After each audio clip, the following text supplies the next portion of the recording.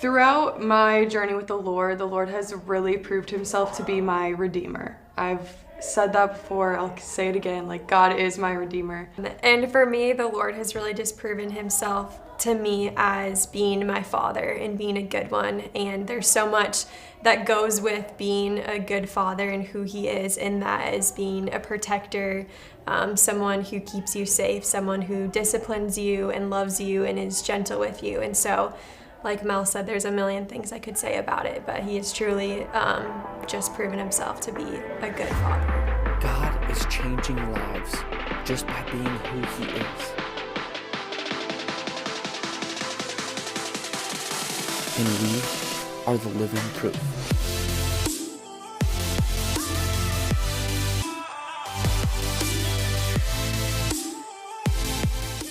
Start over. Yep. Okay. Cut. Okay, I'm Melissa Kronzer. I'm Megan Kronzer. We're twins. We're 23 years old. We both live in La Crosse now, but grew up in a small town back in the Appleton area. Yeah. And so we grew up in a small town, and we basically just did everything together our whole lives. Kind of where we started was at a Catholic church. We grew up in a school there, went to that our whole life, and that was just kind of a big piece of our upbringing. But being twins, we grew up together, we did all the same things together, and by the time we were seniors in high school, we were literally in the same class, had the same locker, had the same friends, were with each other every waking moment. And when that happens, you kind of don't realize who you are as an individual person. And so something we both kind of struggled with throughout middle school, high school was just really figuring out who we were as individuals, because we were kind of just The twins. known as the twins our whole lives. And so I feel like I liked it, but I didn't know anything different. And so I think it was really fun, and it was nice to have like a safe person, but I think for me personally, it prevented me from like branching out and really figuring out who I was, because Mel is more of an outgoing, social person. I can be more introverted, so I kind of just like clung on to her and like didn't even know what I liked or who I liked or who I wanted to be. And so it was like a really safe thing to like be together all the time, but kind of just hindered growth for both of us. Yeah, I would agree with that. I think it was super fun to grow up together and like go through the same things at the same time. We don't have any older or younger siblings, so it was kind of just like her and I against the world, like growing up, trying to figure it all out. But yeah, like she said, she's way more introverted, and I just kind of took this like, I have to protect you and like bring you through life. So then when she started becoming her own person, I was like, what are you doing? You can't do that. Like, I have to figure it out for you. And it just is like this trying to figure out our identities as individuals, but also like how we can have a healthy relationship as twins too. We knew of God and we knew of Jesus, but we didn't know him personally, and we didn't know that that was something that you could do. So then, as we'll get into it a little more, but essentially after high school, we went to separate colleges, completely different majors. Just it was like our first time in life that we were like going our separate ways, and we actually didn't really talk to each other much. That was like for like like a whole year. We really did not talk to each other. It was kind of like just really trying to figure out who we were on our own, but we were both trying to do it apart from the Lord, which led to a lot of messiness and just heartbreak and hurt and things like that. So, spoiler alert, we ended up coming back together. We found the Lord, and now it's all good. But yeah. It's been just a wild ride relearning about who the Lord is, and time again, he is just continuing to reteach me his character and his heart. And I think some of the most beautiful things I've learned about God being a father is that he sees us in all the things that we're going through, the bad, the good. He sees all of our sin and all the things that he wants to heal in us. And he's not this angry God that's just trying to get us to not sin and all these things, but he actually wants to sit with us and help us get out of it in a really gentle and loving and caring way. And so the more I've grown to learn about the Lord's love and his grace and his gentleness, the more I've just grown to love him, and my faith has just radically grown. And Yeah, he's just been so good to me time and time again, and is just such a good father, and in that is a healer and a shepherd and all the words that the Lord is, but really just time and time again, he has proved to just be a good father. Kind of my testimony of my life is I grew up in a Catholic church.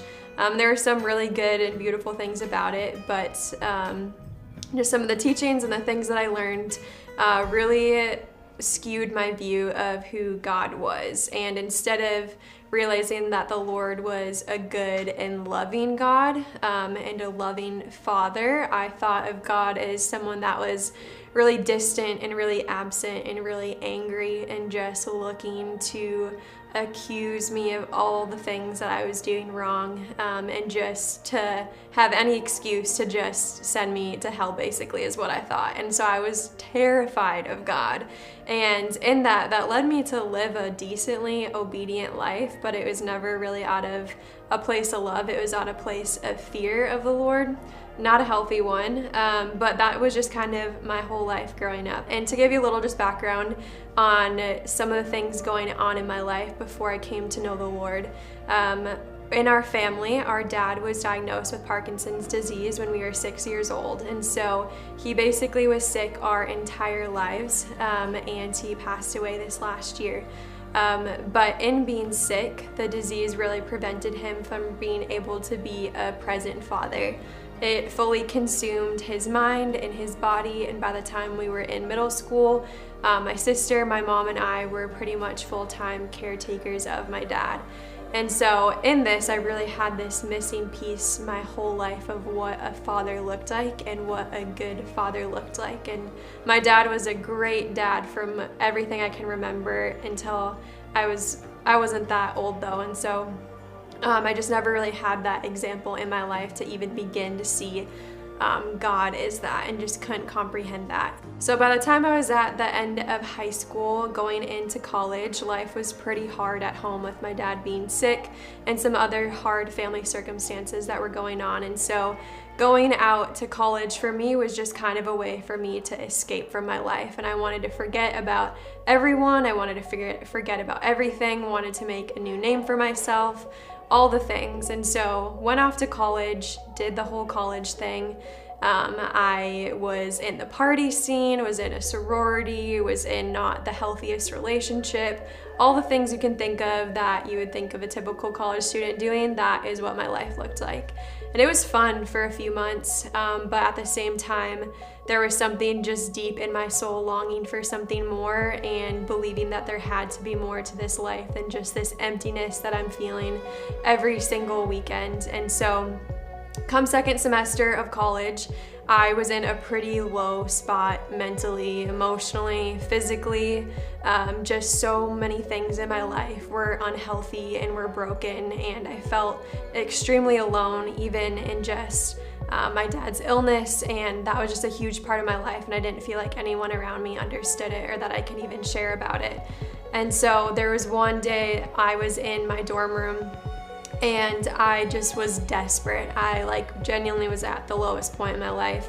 And I remember just getting on my knees and just crying out to the Lord, and I was like, God, if you are real, I need you to show up, because if you don't, I don't know what I'm gonna do, and I don't know where my life is gonna go. I really wasn't a part of really any Bible studies or going to church or anything my first semester of college, but there was this one time I went to a Christian club, and at that club I signed up for a retreat that was happening second semester.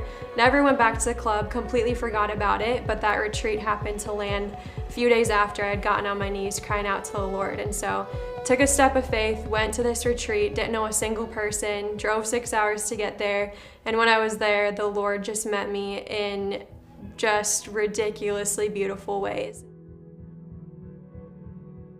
I was just placed at a table randomly with 3 other girls, I think it was 3 or 4 other girls. We were all from different schools, just chose this table at random, and it turned out that we all had a dad with a terminal or a mental illness that basically prevented us from growing up with a father.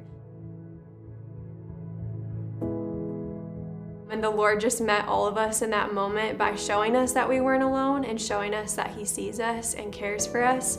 And it was that moment that I was like, Lord, you are real. Like, you have proved yourself to be real. And then time and time again throughout the weekend just met me in more ways just as beautiful as that one, that just showed me that he was good and that he cared for me, and just loved me so much. Restart. I was gonna say my story starts like in high school, but that makes it sound like I wasn't a person until high school. So I was like, no. Okay, for me, I got into some pretty toxic relationships starting from the age of 15. I was dating people from 15 until like 21. So I was really young and really naive and didn't really know what I was doing and didn't have a grasp on my identity. So put my identity into other people, into specific individuals, and forced them to be everything to me. And that's like an unfair expectation to put on someone, and when they can't fulfill that, you're just left feeling really broken. For me specifically, and I was in this relationship and it ended kind of out of nowhere. I was shattered. When you put your whole being into somebody else and then they walk away and they tell you you're too much, I don't want this, it is like soul shattering when you have nothing else to cling to. So that's where I was, and if you know breakup sad, that is like a whole different sad. Like, you think you're gonna be sad forever. Like, you do not think that you are getting over it. But it was like January of 2020, and my sister and I were both home on winter break from college when this happened, and I was a mess. I was so sad, all the things. And one night, Meg and I were talking in my room, and I just couldn't stop crying. And I just looked at her, and I had noticed a change in her, and she just had such a peace about her, and such a peace about her life, about our dad, like just a peace. And I did not understand. I was like, what the heck is that? I do not get it. And I just asked her, like on my bed in tears, I just was like, Meg, how do you have such a peace in your life? I don't understand. And she just looked at me and she said, Mel, it's Jesus. It just clicked. Like, it was like, oh. And it was for sure, now looking back, the Holy Spirit allowing me to fully grasp that for the first time, because I've heard about that my whole life, but it actually sunk in. And I think I had to get to a place of like, I don't know who I am. I was clinging to something that let me down, and I don't understand where to go from here. So the Lord met me there. My sister told me to watch this talk, because she had just been to the Passion Conference that year. So she told me to watch it. And I watched it and just cried through the whole thing. And I really didn't remember what it said, and then I went back and watched it like a year later, and it just was like the clearest, most simple gospel message of just how we look for love in all the wrong places, and if we're looking for that, we're gonna be constantly let down. And Jesus is love, and the reason Jesus is love is because he chose to die for us and make a way for us to have a relationship with him, and that is love. And so it was just very simple. Like, as now like a growing Christian, I'm like, oh duh, but like at the time it was revolutionary. And from there I was like, I don't have a Bible, what do? I don't know what to do from here. So she got an extra one, she gave it to me. She told me to read James, because she didn't really know where she was like, James, like she just like shouted it out. And I read it all in one night, and then I just like read the Gospels, and it was like, because it was winter break, I had all this time. So I just started reading and listening, and I just like could not get enough. I was like, I just want to know who Jesus is, because I feel who he is. I feel that he just rescued me. But I want to know the like words to put to it, and the like head knowledge to match what's going on in my heart. Well, that was the day that I was saved, and COVID hit, so we were home, then I went back to school, whatever. I went back into a place of having a lot of friends who weren't believers, and really I was like, I'm good here. Me and Jesus, we're chilling. This is awesome. Like, we're good. But then I kind of became the token Christian friend, and all these people had all these questions for me, and I felt so unequipped. But I just like let the Holy Spirit answer the questions, because I was like, I don't know, and being okay with not knowing the answer either. one way I've seen God be my Redeemer specifically is in relationships. Like I talked about coming out of some really toxic ones, kind of in these cycles of abuse and toxicity, and didn't know who I was and all of this stuff. Once I knew who I was in Jesus, I had gotten to this point of being really okay with just me and Jesus. And then, like, I remember I had this day I was talking to one of my friends, and I just told her, I was like, I'm good. Like, I'm not looking for a guy. Like, I am really okay with it just being me and Jesus. Like, he is everything to me, and that's all I want. And it's funny because that was like 3 days before I met my now boyfriend, and I was like, oh, that's funny. But seeing God use somebody to redeem so many just oddly specific things that I have been hurt from in past relationships, or ways I've hurt people, and bringing that to light and allowing that to be healed, just through like the love of one person who loves the Lord and loves me out of that overflow, has been one of the most healing experiences. And outside of just romantic relationships, even in friendships and my sister and I's relationship, I've seen a ton of redemption there, of just not competing with each other, not even with friends, just being like genuinely happy for one another, and seeing each other do different things or be doing similar things, but still doing them well and loving each other through that has been really sweet and really healing. It's also, if you'll know this, but like when you're healing through things, it is so painful sometimes. Like growing pains are so real, and you like come to terms with the fact that like, oh, I was the problem a lot of the time, and that sucks, and it's super humbling. But I've like also come to realize over and over again, especially in some brokenness from my past, of like, I was not believing that Jesus died for that. I was believing that he died for some of the things that I did, but some of the things that I chose to do, I knew it was wrong, so I shouldn't have done it, and he didn't die for that. And it was actually Blake one day, he was like, you're not believing that he died for everything, and he did. And you need to believe that. And so that's been like a big part of him redeeming me too, of like, you are not too far gone. The things you've done are not too bad. I knew what I was doing when I went to the cross for you, and I knew what you were going to do. I knew what you were going to continue to do, and I still am choosing that because I love you. And that has been so redeeming to realize that, yes, I am the problem sometimes, but Jesus knew that, and he still wanted a relationship with me, and he still wants to be with me and loves me more than I can even imagine.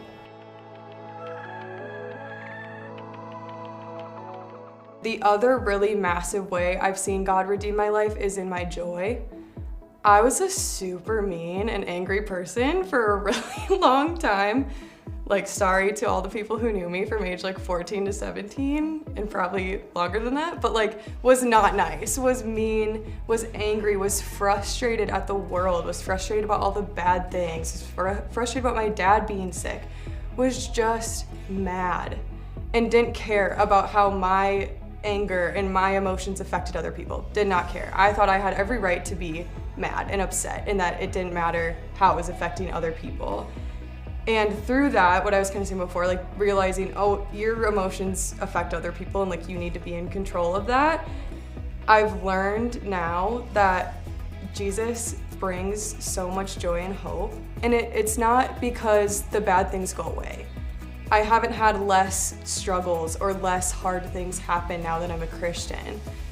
It's like the hope of Jesus and the hope of knowing that this is covered. This isn't the way it's supposed to be. This is the like brokenness of sin in the world. And I am looking forward to a day of Jesus coming back and him gathering up his people and it being perfect again. That gets you through everything. Where like before, I couldn't see past what was happening right in front of me. I was so zoomed in. I was having anxiety attacks literally every single day because I was so scared of dying. I used to literally stay up till midnight every night because I was like, I need to stay up till midnight to make sure I survive to the next day. I wanted to have control so bad over everything. And I think realizing in that humility of like my story of being really humbled and just like God's way more powerful than that, and he is promising you that you will have eternal life with him, and he's promising you this, and you just need to believe it. And that has like cured my anxiety and cured my depression and all of that, and I don't suffer from that anymore. And obviously you get worried about the day-to-day things, but when I remember who God is and who he says he is and who he's proven himself to be in my life, I've seen him redeem me in so many other ways. So when something new gets brought up, sometimes it's like this irk of like, oh, something new? I thought we were done. And it's like, no, but I've seen him redeem that, so I know he'll redeem this too.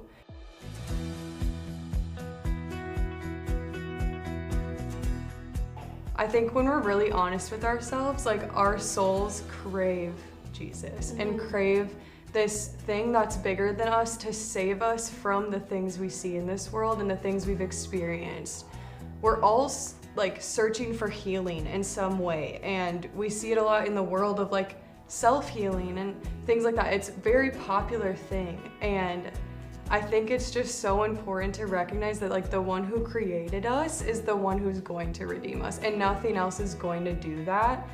And it is like the cure to everything. Even if you still struggle with things, the hope that's there and the knowing that Jesus is coming to redeem, even if we don't see it on this side of heaven, even if that redemption gets completed later on, it's still going to be, because he has said that that's what he's coming to do, and that's just what we need to believe. I think it's so important to know God as Father, because I think sometimes God can seem like this super big, distant person, which he is. He is like so glorious and majestic and bigger than we can even comprehend, yet he still meets us like a father and meets us so closely and so near with so much care. And so one of the verses that has like just marked who God is as being a father, that kind of just describes this whole thing, is Psalm 68. That says, "Sing to God, sing in praise of his name, extol him who rides on the clouds, rejoice before him, his name is the Lord. A father to the fatherless, a defender of widows is God in his holy dwelling. God sets the lonely in families." And so it's like we praise God for how big he is and all these things, but he also is a father to the fatherless, and he's meeting those that are in needs. And he is setting people in families that don't have those physical, earthly families that they desire, and he's bringing us into his family, into his eternal kingdom. And so I think it's just so important to know that he is so big, but he just meets us so gently and in those like specific needs and places too.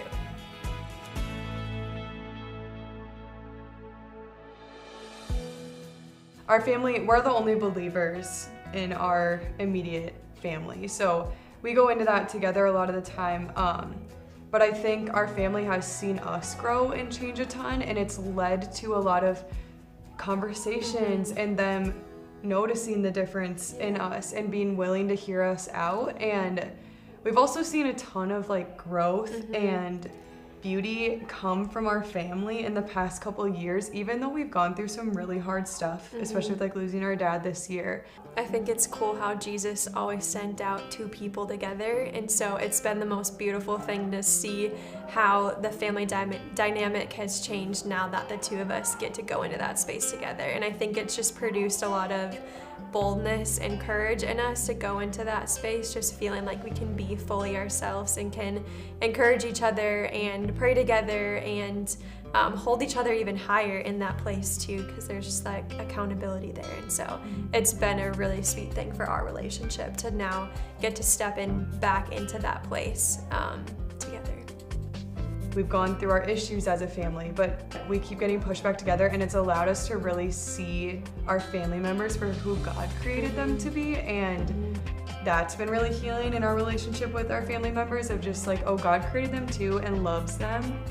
And we get to go into this space and be a light to them and have these conversations, but also just love them and be there and be present in their lives. And I think that's been a big change that I've seen, at least. For me, my faith has impacted work and my plans drastically. Everything I had planned or thought I was going to do or thought I was gonna go has been completely changed. And so in college, I went to school at UW-Madison, got a degree in marketing, and always just had a plan that I was gonna work in the retail industry and I was gonna move to a big city, probably New York or California or just somewhere big. And so that was always the plan. And I thought that was even the Lord's plan, or like he was, I don't know, leading me to that. And I think at times he was planting the seeds that those were desires that I had to be in those sorts of industries and do that type of work, and was just revealing more of how he created me to be through those desires and jobs and stuff, but wasn't the actual trajectory that he had me on. And so going into my senior year, I had a job lined up for corporate in Milwaukee at Kohl's, and felt like that's where I was gonna go. I was gonna go to this job. It makes sense, has really good benefits, it's in the industry I wanted to be in. But the whole time that I got that job and accepted it, I felt just sick to my stomach. Like, this is not actually what the Lord has for me, but I don't know what he wants me to do or where he wants me to be. And so I had this like 6-month gap between graduating college and starting this corporate job. So I was like, I'm gonna move to La Crosse. My sister's here, my best friend's here. Me and my best friend had started a Christian clothing company together a year prior. So I was like, let's just live together, do that for fun. It'll be a great time for 6 months. And the second I got to La Crosse, I just felt so strongly that I was supposed to stay. But I had no idea why. And I was like, this doesn't make any sense, Lord. You want me to quit this job that to the world makes the most sense for me to take for my goals in life and all the things, but you're telling me no, and I don't know why. And so I think for me, what the Lord was just trying to do in that season of my life was really just to get me to trust him and to surrender all of my plans to him, and to fully believe that his ways are better and that his plan for my life is good, even when I don't fully understand it. Because understanding things is something that I can like idolize or hold really strongly, where I just want to know and I want to understand. And this made absolutely no sense for me to quit this job. But after a few months of wrestling, I ended up quitting it. Didn't have a job lined up. I was like, sorry, Mom, I know this is crazy. But quit, worked at a coffee shop for a few months, and then got a project management job that was just remote, so I could just work from home and do our small business at the same time. And after doing that, it was clear that the Lord wanted me in La Crosse, not only for this job that he was leading me to, but also for the community and for the people. And I never was rooted in a church family before or had that, and it was something the Lord led me to. And then our dad passed away this last year. And so looking back now, it's just been crazy that the Lord led me here, led me to this place, had me surrender my plans, because he knew that it was going to be so much better for me to be with a family and to be in a community, and for that season of life. And so work for me has also been like a crazy God story. And it's kind of similar, like you make your plans in college very early on. Like you are still a kid, and it's like pick your life, and it is the most insane thing. But anyways, like, see, I had this path. I realized, oh, I really love psychology. I love the mind. I love youth, and like at-risk youth specifically, and how your environment affects you and all this stuff. I love it. So got a degree in psychology and at-risk youth with the plan to go into grad school for school psychology, because I loved the school setting. I loved being in the school, and like went through the whole process, applied, got into multiple.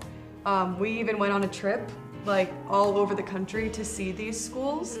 And I had to pick, and I had like 3 days to pick where I was gonna go before like the deadline hit, and I picked Seattle because, yeah, like I was like, awesome, Seattle. And I was walking with the Lord at this point, but I was like, I don't have like a clear sign, yes or no, but like I think sometimes we don't get that, so I'm just gonna trust that this will be good because I know it will be.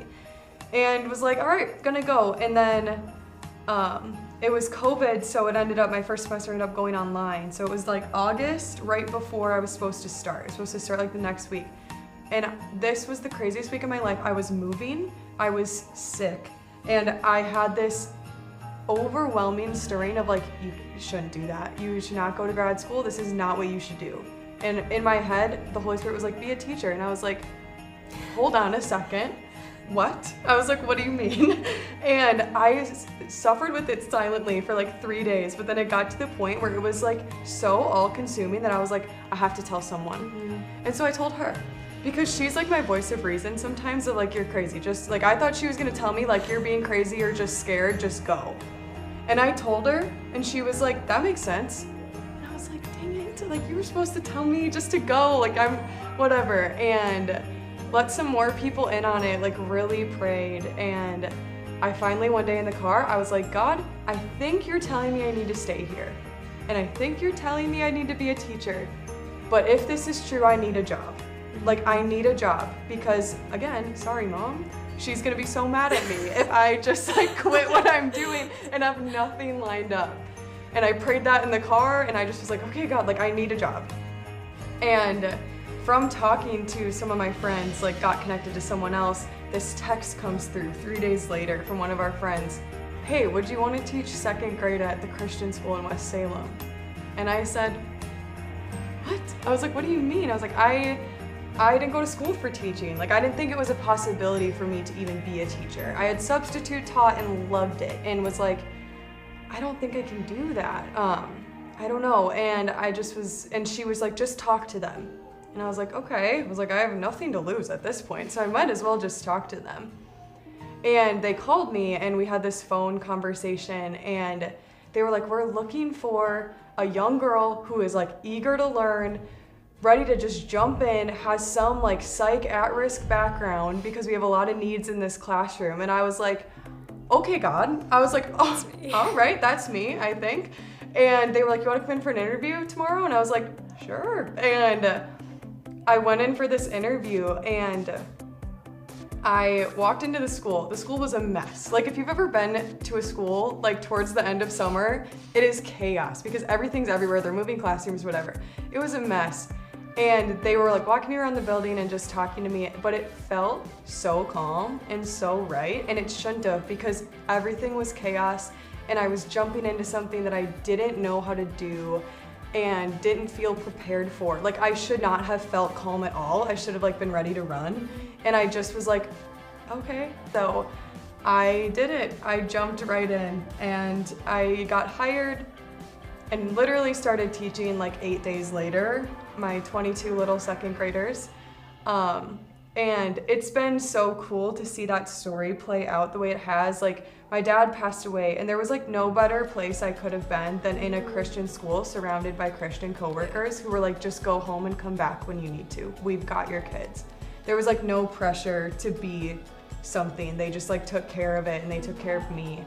And it's been cool even, I work there still, like to now be in middle school and form relationships with those kids and just see it all play out has been really, really cool. And it took me being like, yeah, I don't actually want to do this. It just was my plan and it feels so wrong to just abandon it because that's what the world tells you to do. The world tells you to make your plan and make your goals and follow it. But I think my goals when I made those plans was to make a lot of money and to be in a solid job, or like my goals now are just to like do what Jesus wants me to do.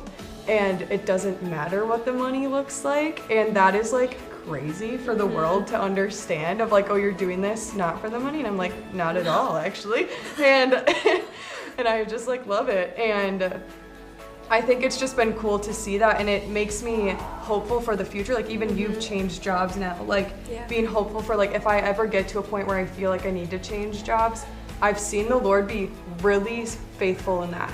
So I'm like 110% convinced he'll be faithful in it again if I ever need to.